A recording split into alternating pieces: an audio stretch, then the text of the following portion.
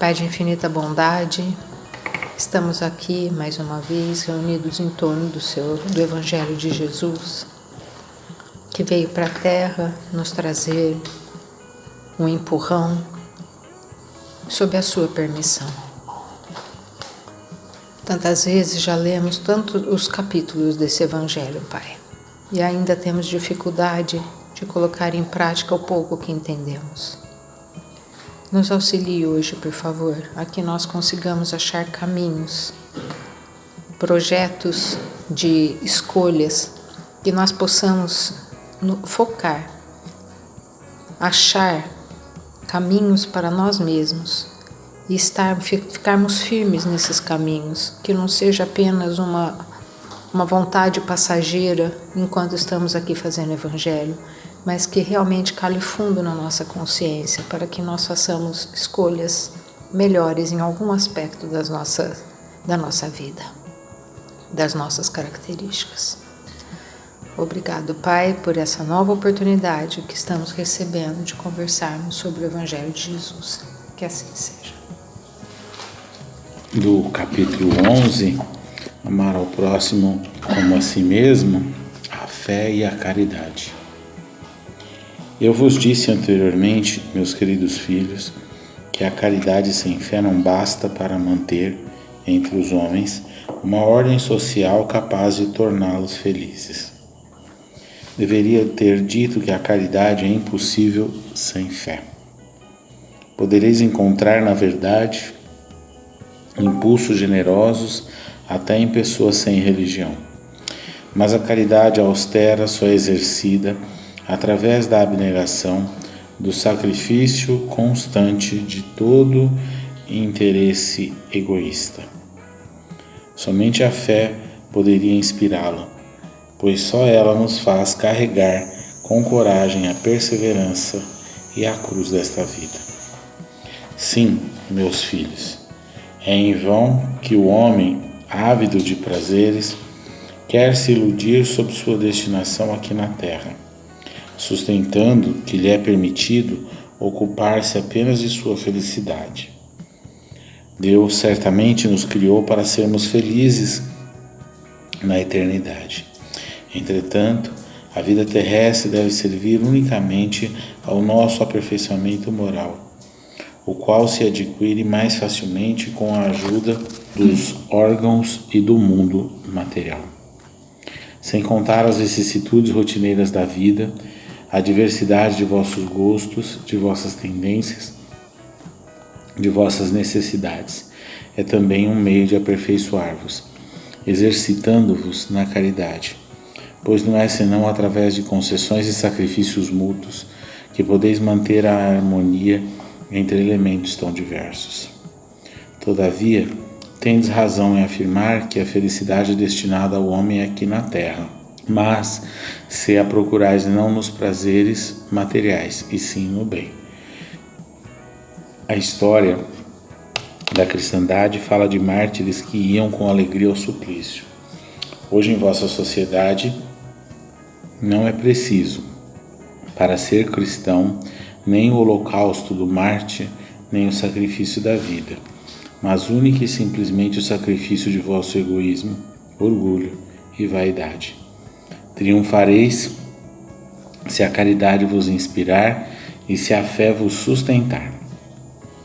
O Espírito Protetor, Cracóvia, 1861. Acho interessante a gente refletir a partir desse ponto que ele cita aqui no final, de qual o sacrifício que hoje nós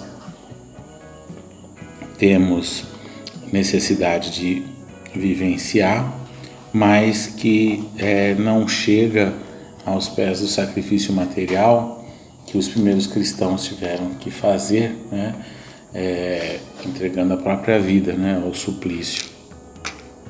E a gente olha para as situações atuais, olha para o mundo atual e realmente a gente vê esse progresso no âmbito material que permite que a gente consiga avançar nesse processo de sacrificar as nossas paixões. Esse esforço que cada um de nós tem que realizar é um processo de abdicação tão íntimo que muitas vezes parece impossível da gente realizar. Mas quando a gente vê que tudo isso, todo esse sacrifício de transformação íntima, ele depende exclusivamente de nós, isso tem que acionar a nossa esperança. E acionando a nossa esperança, a gente fortalece a fé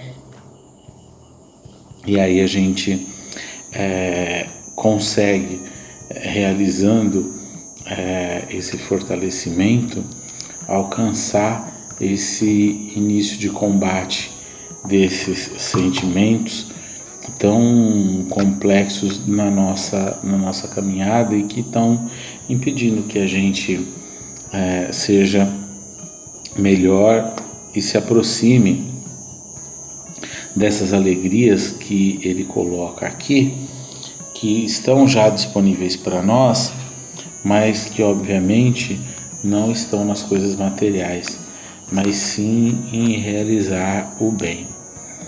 E muitas vezes a gente tem a oportunidade de experimentar esses momentos no bem, porque a nossa existência como espírito é um processo de construção, né? Então a gente não pode se iludir que se a gente tem boas atitudes, algumas boas atitudes, a gente já é uma criatura que consegue agir o tempo inteiro no bem, porque isso seria uma ilusão que levaria muitas vezes a gente à falência.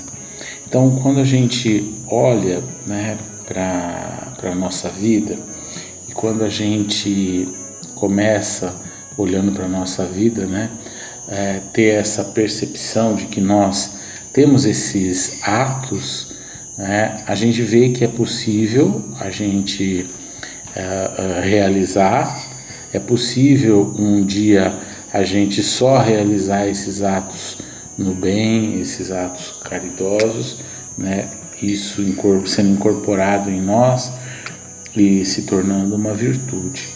Mas a gente tem um trabalho para fazer com relação a isso, porque ele faz esse comentário aqui, que hoje em vossa sociedade não é preciso para ser cristão nem o holocausto do mártir, nem o sacrifício da vida, mas única e simplesmente o sacrifício de vosso egoísmo, orgulho e vaidade.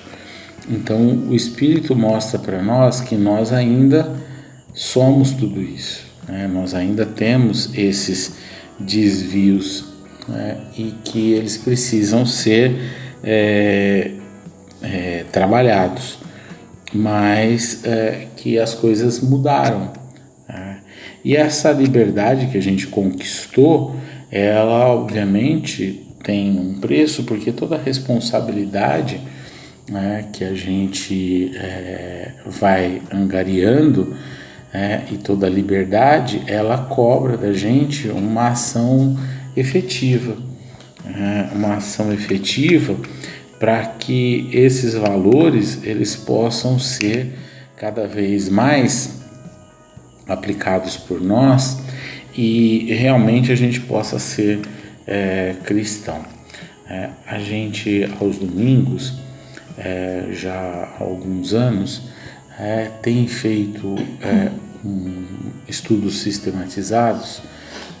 Atualmente a gente está no livro Boa Nova, e quando foi instituído esse trabalho aos domingos, a direção da casa espiritual, dos benfeitores da casa, orientou que a finalidade seria para que a gente pudesse cada vez mais ser um melhor cristão. E a gente tem observado, quando a gente analisa as etapas que nós estamos cumprindo de conhecimento, o quanto a gente é encaminhado para utilizar esse conhecimento no nosso dia a dia e o quanto a gente passa a perceber que esses espíritos que nos antecederam tinham dificuldades muito parecidas com as nossas, né? Ontem mesmo eu estava iniciando um estudo em relação ao trecho que nós vamos estudar nesse domingo e a gente vê, né, que muitas vezes a gente ainda tem esse mesmo olhar que a gente encontrava há 2000 anos, né? Nós vamos conversar nesse domingo sobre a oração dominical e nesse trecho, né, a sogra de Pedro, né, eles passavam por dificuldades e tudo, devia ser uma vida bem difícil, né? Ela conversa com Pedro para que eles possam ter alguns benefícios, já que Jesus está ali próximo deles, né, que Jesus é o enviado, né? Então a gente vê, né, o quanto a gente, passados 2000 anos, às vezes a gente continua agindo igual a sogra de Pedro, né? A gente quer os benefícios por estar no caminho do cristão, né? Então muitas vezes a gente não quer adoecer, muitas vezes a gente não quer passar por sofrimentos, a gente quer que eles sejam tirados da nossa caminhada sem que a gente realize esforços necessários para que isso aconteça verdadeiramente, né? E a gente vê, né, obviamente que, né, Jesus vai trazer uma lição para Pedro, para todos ali naquele instante, mas se a gente transportar para os dias de hoje, né, eles naquela época passaram por esses holocaustos, por sacrifícios, né, sacrifícios muito grandes. E hoje a gente é convidado, né, a passar também por esse sacrifício, mas é o sacrifício das nossas paixões, não é o sacrifício da carne, né? Não é o sacrifício muitas vezes que trazia para a gente, né, essa situação de óbito, né? E hoje em dia a gente tem que tentar aos poucos ir equalizando esses sentimentos que estão totalmente desequilibrados em nós. Quando a gente se deixa levar muito facilmente, né, pela vaidade, por tudo isso que o mundo oferta para nós, né? Eu fico observando às vezes o mundo e a gente olha, né, quantas coisas que hoje, por exemplo, né, eu voltando na rua, a gente vai olhando os carros, né? Os carros estão modificados, né? Os modelos atuais eles são diferentes, são mais encorpados, né? Mas a gente vê, né? Tudo isso é às vezes um estímulo para nossa ambição, é um estímulo, se a gente se deixar levar, para o nosso desequilíbrio. E são oportunidades de combate. Então, esse sacrifício que o Espírito Protetor está trazendo aqui para nós é realmente um processo de refinamento. Eu vejo dessa forma, onde a gente sai dessa etapa da dureza, do sacrifício exclusivamente material e vai para esse sacrifício das paixões, que é um refinamento do processo, onde a gente está refinando e indo na nossa intimidade para ver o que me desperta, né? O que certas situações estão despertando em mim, né? Por exemplo, eu trouxe uma situação, por exemplo, que é um carro, por exemplo, pode ser uma casa, às vezes uma pessoa que deseja uma joia, e assim vai, né? São as coisas que o mundo material oferta para nós como estímulo para que a gente transforme e modifique. E obviamente, né, não estou dizendo aqui que a gente não pode ter as coisas materiais, mas a gente precisa aprender a sacrificar essas coisas materiais. nesse trecho que eu citei do Boa Nova, um dos questionamentos da sogra de Pedro é com relação a Joana de Cusa. E a gente vê o caminhar da família de Cusa, onde ela vive uma situação quando conhece Jesus e, né, no final da existência ela está em uma situação totalmente contrária, né, à que ela vivia.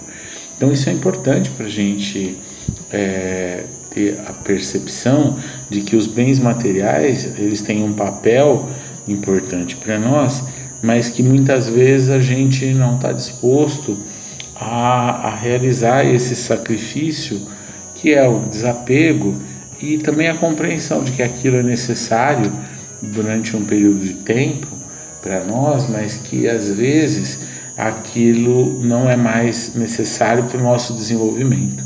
Às vezes é necessário a falta e a gente tem que aprender a lidar com tudo isso. É algo que é para nós um grande exercício, né? Porque às vezes a gente não consegue ainda compreender os desígnios divinos e realmente ser obediente àquilo que Deus está trazendo para nós naquele determinado momento, naquela determinada etapa da nossa existência espiritual. Então acho que por isso que ele traz aqui para a gente o que é necessário para ser cristão num mundo que oferece tantas coisas, né? A gente está falando dos bens materiais da nossa época, mas no passado, né, também tinha a sua opulência. Sempre vai existir essa diferença, porque ela é saudável para a nossa educação como espírito. Então essas diferenças, né, de posses materiais, essas diferenças que existem nos mundos de provas e expiações, elas são extremamente necessárias e permanecem porque realmente elas são estímulos para as criaturas, estímulos para a gente perceber quais sentimentos são movimentados quando a gente recebe o impacto dessas situações, para ver como que a gente lida, para a gente observar, ver a nossa rebeldia, ver a nossa aceitação. Ou seja, é um grande processo educativo que nós vamos vivenciando e que nós estamos inseridos, mas que obviamente Deus sabe o porquê. Então eu vejo que ser cristão é uma amplitude de aplicação de valores que muitas vezes a gente não compreende, né? E é um processo que ele é realmente demorado para nós, porque muitas vezes a gente combate esse processo de transformação e não muitas vezes se entrega para Deus, para o nosso Pai. E eu vejo, né, eu até citei, né, e vejo que Joana de Cusa para mim é um grande exemplo com relação a isso, né?